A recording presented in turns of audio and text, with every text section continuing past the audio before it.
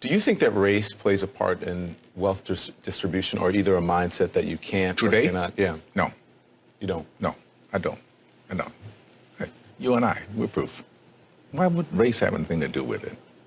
Put your mind to what you want to do and go for that. It's kind of like religion to me. It's a good excuse for not getting there.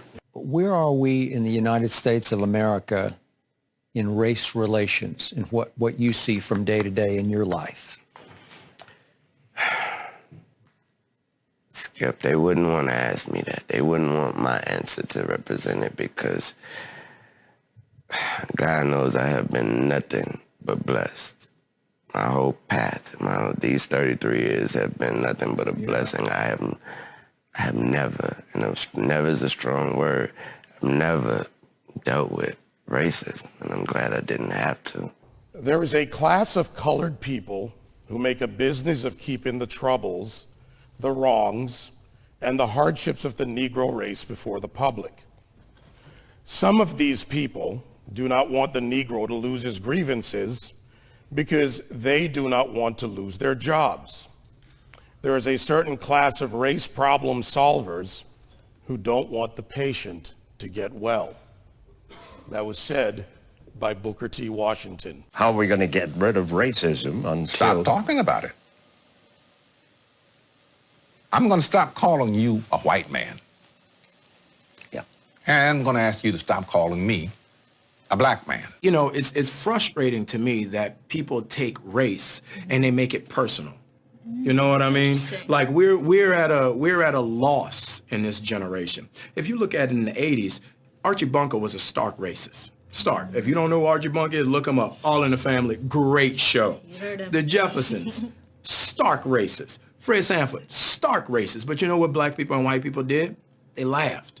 You watch 48 Hours with Eddie Murphy and Nick Nolte. Both of them hated each other because he was black and because he was white. You know what they did?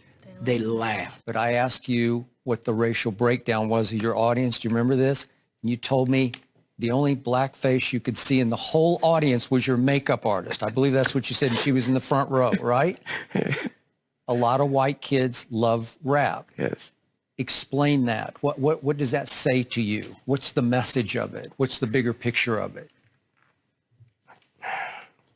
I don't want to be bashed because I don't want to sound like I'm on the wrong if there is a side, but I thought that was clearly a message that there was no such thing as racism.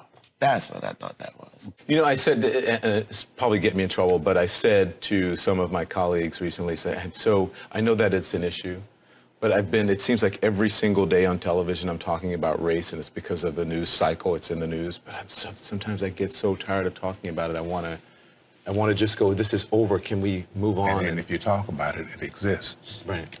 Yeah. It's not like it exists and we refuse to talk about it, but making it a bigger issue than it needs to be is the problem we have. And right now, we are in a society where we can't have a conversation because no one's willing to listen. People are just shouting.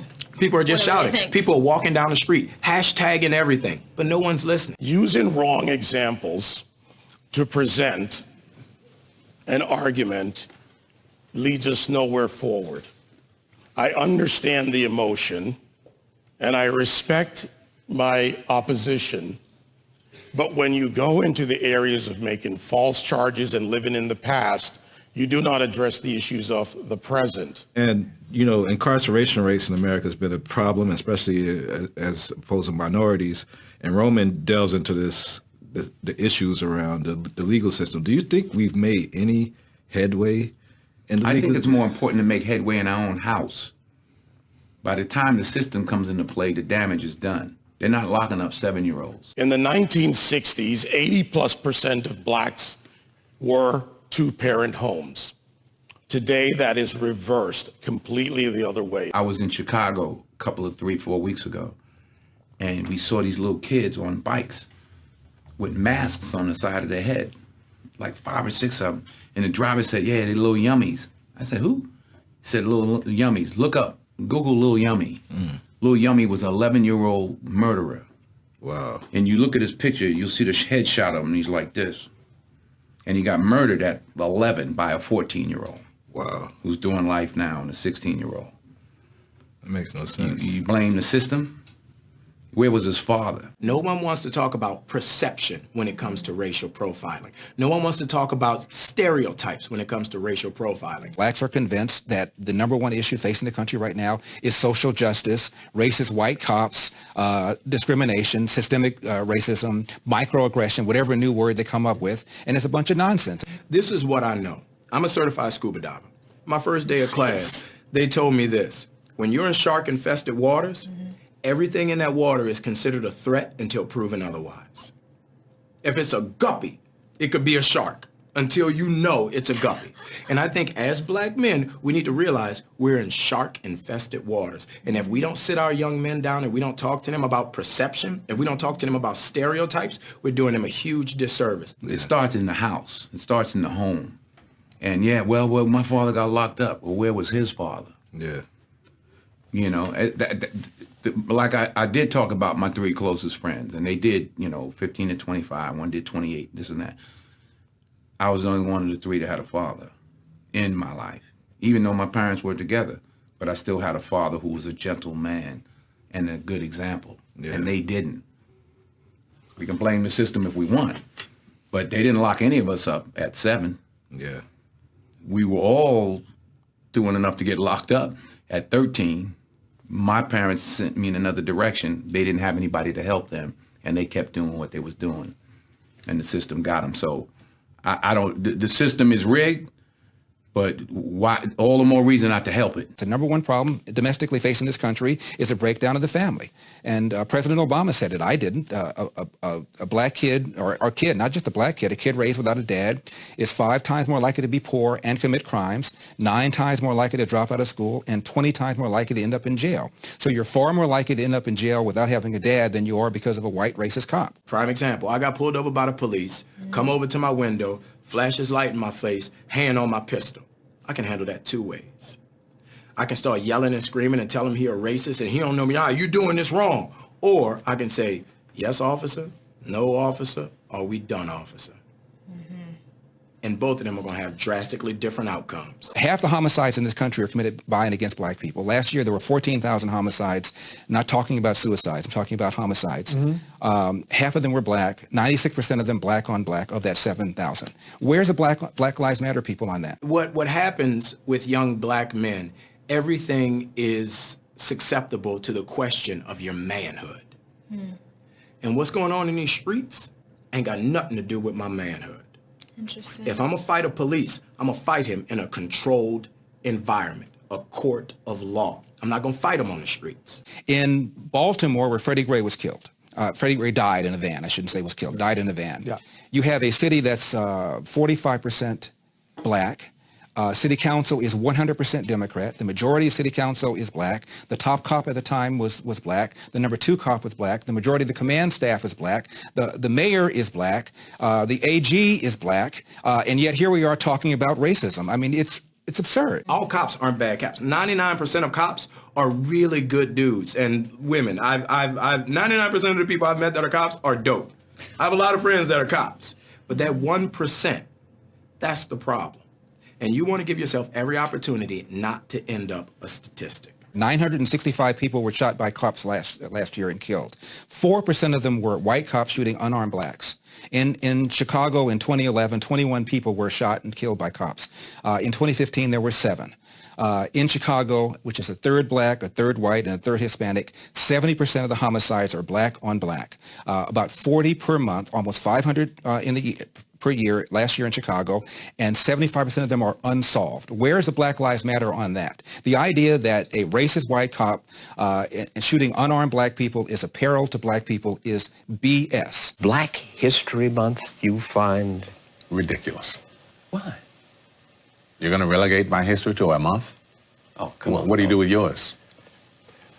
Which month is White History Month? No, come on, tell me. Well, I'm Jewish. Okay, which month is Jewish History Month? There isn't one. Oh, why not? Yeah. Do you want one? No. I don't either. I don't want a Black History Month. Black history is American history. Abraham Lincoln, as my colleague said, fought a war to preserve the Union. That republic allowed for the people of the United States, under our Constitution, to amend it, therefore removing slavery, and then moving forward to the Voting and Civil Rights Act, and also the suffrage movement for women. At the same time, and you would say it as strong as anyone, it's no excuse for bombing and destroying your own neighborhood. And burning down wherever it's happened. Burning down storefronts and stores that people with mobs is how they get turned into that. Yeah. What's to be gained? You stop for one split second to think.